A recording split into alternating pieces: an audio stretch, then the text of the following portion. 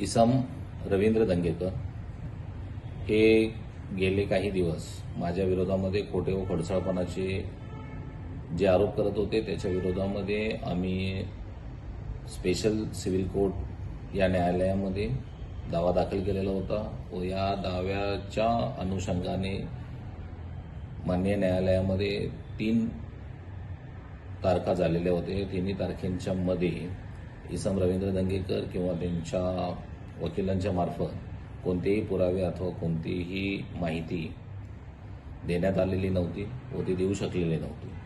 आम्ही इसम रवींद्र दंगेकर याने केलेल्या वक्तव्यावरून, मानहानीच्या वक्तव्यावरून, अब्रू नुकसानीच्या वक्तव्यावरून जे काही पुरावे आम्हाला कोर्टाच्या समोर निदर्शनास आणून द्यायचे होते ते माननीय न्यायालयाच्या समोर आम्ही निदर्शनास आणून दिलेले आहेत व त्या अनुषंगाने माननीय न्यायालयाने इसम रवींद्र दंगेकर यांना इथून पुढे समीर पाटील यांच्या विरोधामध्ये हा दावा सुरू असोस तोपर्यंत कोणतेही वक्तव्य करायचे नाहीत अशा कडक शब्दामध्ये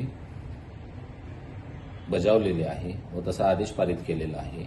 या आदेशावरून हे लक्षात येते की इसम रवींद्र दंगेकर हा व्यक्ती विनाकारण खोटे व खोटारडेपणाचे आरोप करून पुरावे असल्याचे खोटे सांगत होते व ते न्यायालयात दाखल न केल्यानंतर न्यायालयाने दिलेल्या या निकालाचा आम्ही मनापासून आभार मानतो। तसेच ज्या पद्धतीनं रवींद्र दंगेकर टीव्हीमध्ये किंवा इतर सर्व ठिकाणी चॅनलवरती बोलत होते यातील एखादी तरी गोष्ट त्यांनी सिद्ध करायला पाहिजे होती, ज्याचा थोडक्यात एक वाक्य त्यांचं असं होतं की माझ्या पाठीमागे वकिलांची फौज आहे, माझ्याकडे ढिगभर पुरावे आहे।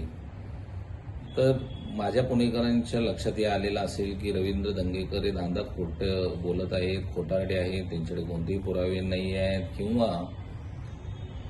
कोणतीही अशी त्यांच्याकडे फौज नाही आहे। कारण आम्ही प्रत्यक्ष कोर्टामध्ये उपस्थित असतो, स्वतःही ते कधी उपस्थित राहिलेले नाही आहेत आणि त्यांची कोणतीही फौज आम्हाला दिसलेली नाही आहे। त्यामुळे माननीय न्यायालयाच्या समोर दूध का दूध, पाणी का पाणी हे सर्व झालेलं आहे।